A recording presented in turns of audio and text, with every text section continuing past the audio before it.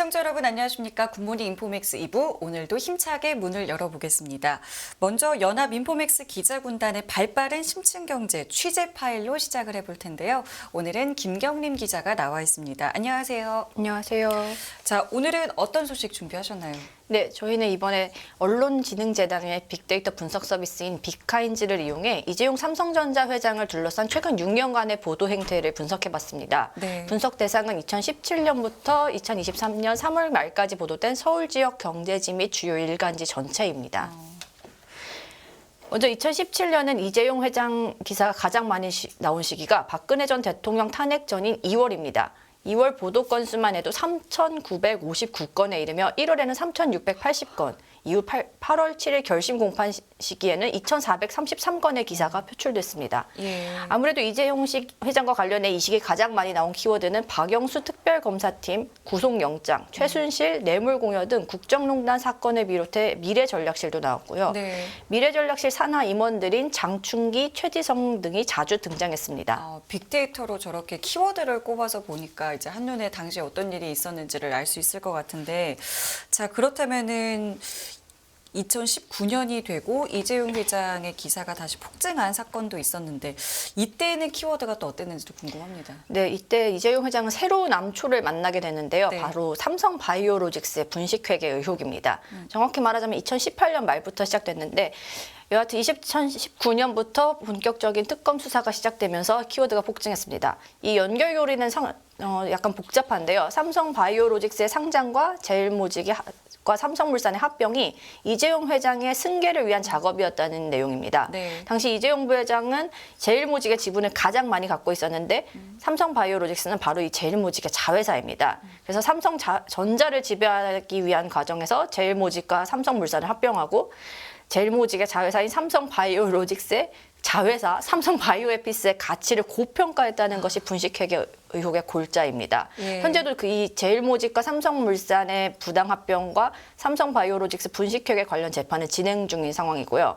특히 이런 부적절한 합병안을 통과시키기 위해 박 전 대통령과 최순실에게 뇌물을 제공했다는 혐의를 받았습니다. 네.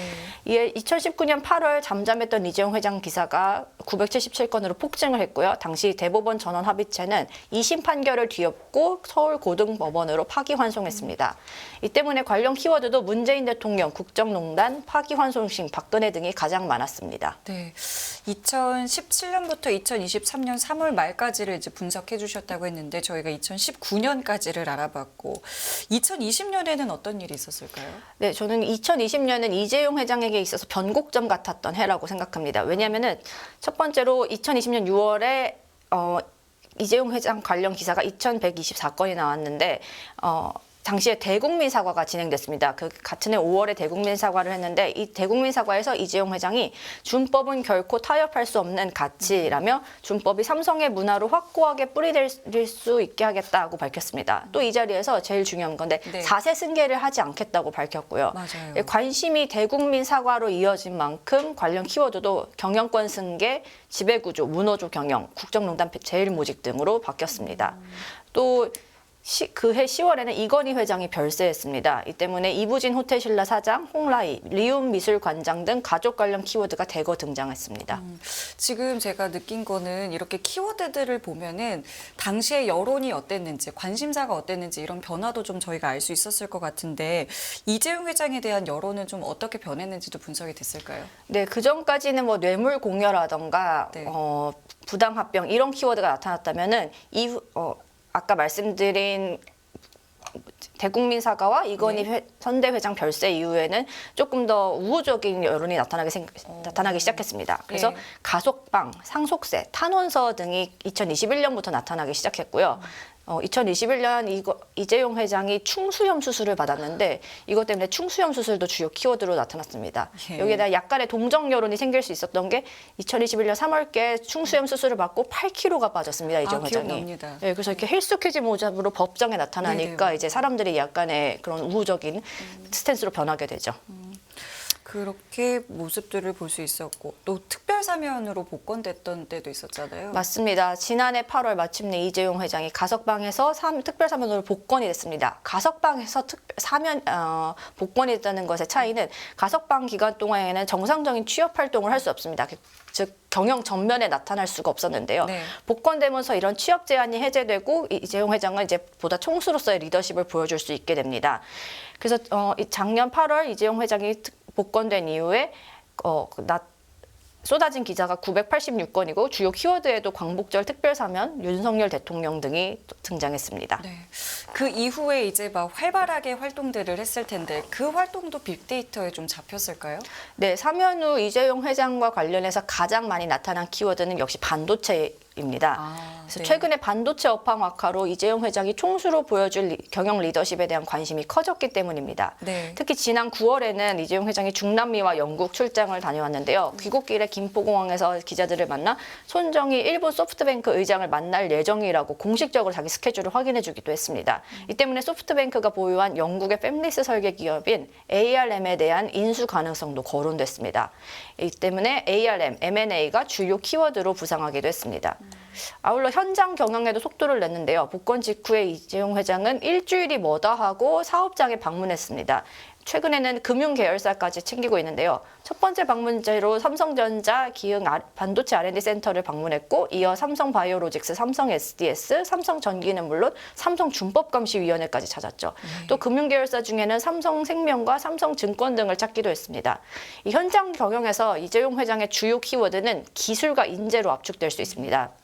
삼성전자의 반도체 R&D 센터에 이어서 연말에 베트남 반도체 R&D 센터 준공식에 참석한 이유도 이러한 이유로 풀이됩니다. 또 MZ세대, 여성 근로자들과 소통을 강조하는 모습을 보이기도 했고 네. 매번 구내식당에 가서 식사를 하면서 구내식당 경영이라는 우스갯소리가 나올 정도였습니다. 예. 그렇다면은 이재용 회장의 최근 행보를 빅데이터 키워드로 꼽는다면 어떤 게 있을까요? 올해는 1월부터 3월까지 한 분기를 분석했는데요. 네. 미래 먹거리와 유기 발광 다이오드 OLED라고 하는 키워드가 눈에 띄었습니다. 네. 먼저 OLED부터 말씀드리면은 이게 OLED라고도 있는데 키워드로 등장한 이유를 두 가지 정도로 해석할 수 있습니다. 먼저 삼성전자는 그동안 삼성 디스플레이, 자회사 삼성 디스플레이 통해서 퀀텀 닷 OLED라는 기술에 집중했습니다. 하지만 올해 처음으로 10년 만에 OLED TV를 새롭게 선보였습니다.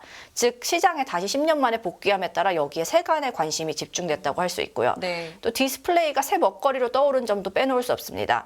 그 반도체 업황 악화 때문에 디스플레이에 대한 수익성이 되게 강조되고 있고 관심도 높아지고 있는데요. 실제로 이재용 회장이 지난 2월 달에 삼성 디스플레이의 아산 캠퍼스를 찾아 생산 라인을 둘러보고 IT 기용 시장과 전장용 사업 현황, 차세대 디스플레이 시장 로드맵 등을 논의한 바 있습니다. 또 실제로 4월에는 삼성 디스플레이가 4조 1천억 원을 추가로 투자하겠다고 밝히기도 했고요. 예. 네, 미래 먹거리가 키워드로 등장한 배경 역시 위와 비슷한데 업황이 부진함에 따라 메모리 반도체 사이클에 의존하지 않고 여기에 흔들리지 않은 캐시카우가 필요함에 따라 이재용 회장이 어떤 미래 먹거리를 보여줄 수 있을지 관심이 높아졌기 때문입니다. 예. 디스플레이는 그중 하나고 바이오, 반도체 후공정, 로봇 등이 차세대 먹거리로 삼성전자에선 부상하고 있습니다. 예, 키워드를 봤는데 방향성까지 저희가 알 수 있었고, 근데 저 조금 전에 2022년 키워드에서 SK 최태원 회장의 이름을 봤던 것 같아요. 아, 네네네. 그 이유가 있을까요?